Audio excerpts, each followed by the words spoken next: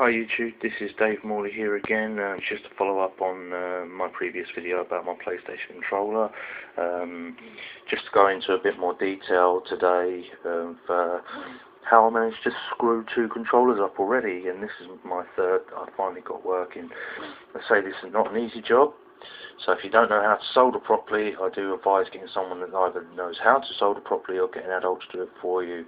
I'm not responsible for any damages to your controllers, so if you damage it and you do decide to put the LEDs in and you do damage, then do not be emailing me saying it's my fault and my problem, because it's not. I'm just showing you how I did mine.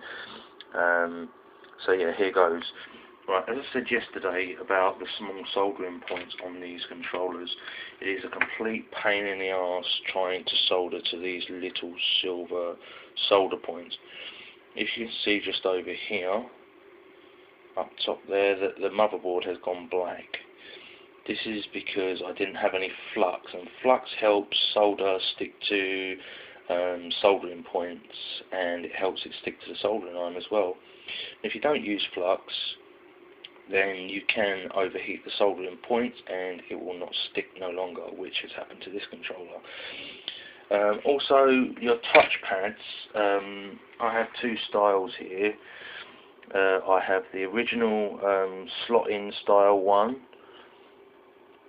which is just here, with the white tape with the little metal ribbon parts. Let's say this is the original old school controller.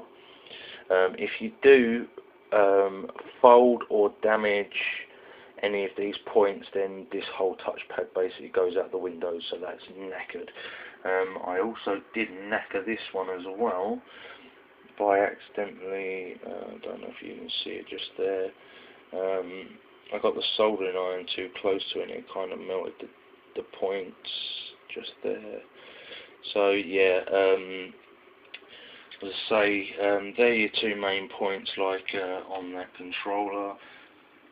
Do not overheat the soldering points because you will break them, and do not get these wet or fold them in any way or bend them if you can help it, because it will ruin them and they will not work. For this project you're going to need some thin electrical cabling like I'm using here.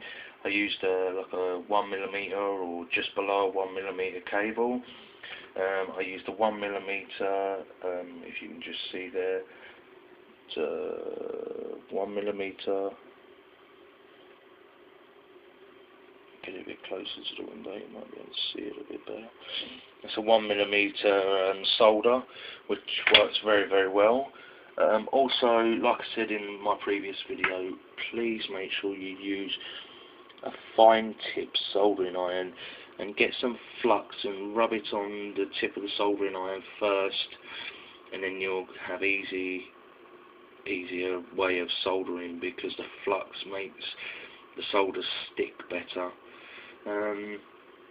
Like I said before, 3mm LEDs, which I used. You can go right up to a 10mm LED, long as you know where you're going to position the LEDs inside the controller. And then over to my controller here, I have hundreds of parts as well left over from my previous controllers, like spare batteries.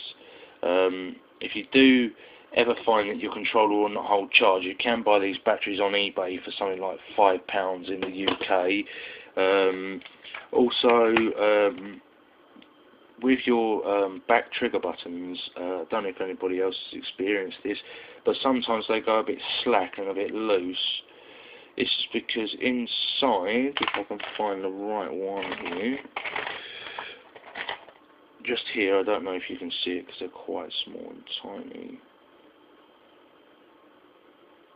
Bear with me a second. Can you see just there? That's a spring on there. When they go loose and slack, it means that the springs are broken. You can also buy them on eBay for about £2 something, because I've done previously. The LEDs that I used also you can buy on eBay. They're about £4.50 LEDs, and you also get the resistors up here as well, free with that. So yeah, that's about it. But like I said, any damages to the controller, I'm not responsible for. So I'll just give you a little demo of my controller here. If you turn it on, see these two up here. These two are static LEDs. These stay on constantly. If you look on YouTube, you'll be able to find the way that they've done the ps3 button. Just do pretty much the same thing for the static on ones up here, if you choose to have them static on. I'll just take you through to my living room. Right, okay, so you can just see the TV there. I'm going to go on to Grand Theft Auto. This is the only real shooting game I've got. So bear with me a second while the game loads.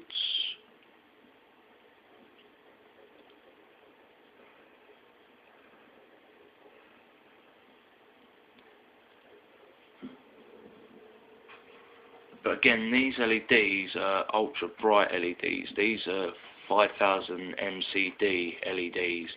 For a 3mm LED, they are so bright it is unreal.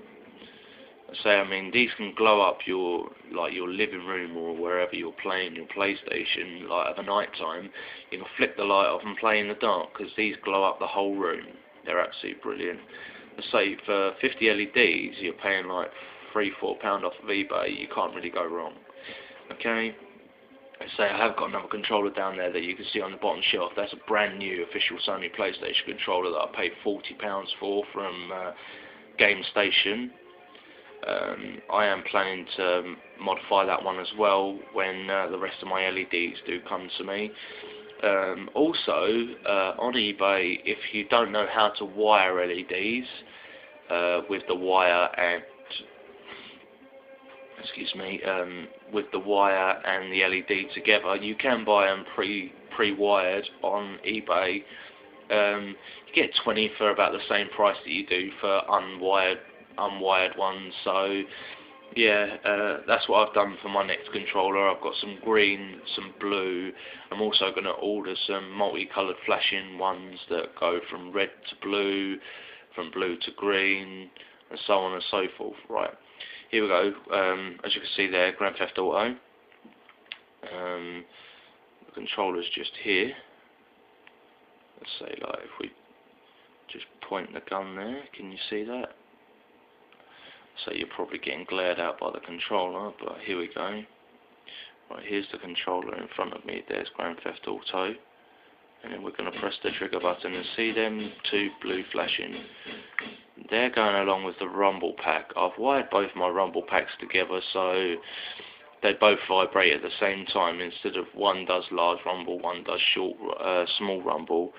So it just makes it the whole controller vibrating instead of just one side. But yeah, so it is reactive to the game. Say like this is one gun, and you can see that it depends how fast you shoot as well with what gun.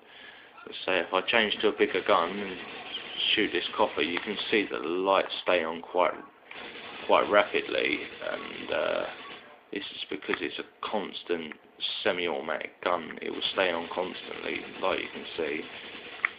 And then if we change to like let's go to a nice big gun like this, for instance. This is like a army assault rifle. Let's say this. I don't know if you can actually see that, but they are actually pulsating. It's not constantly on as it was with the last gun. They are actually pulsating. So yeah, YouTube, I hope you enjoyed my little video. Thanks very much.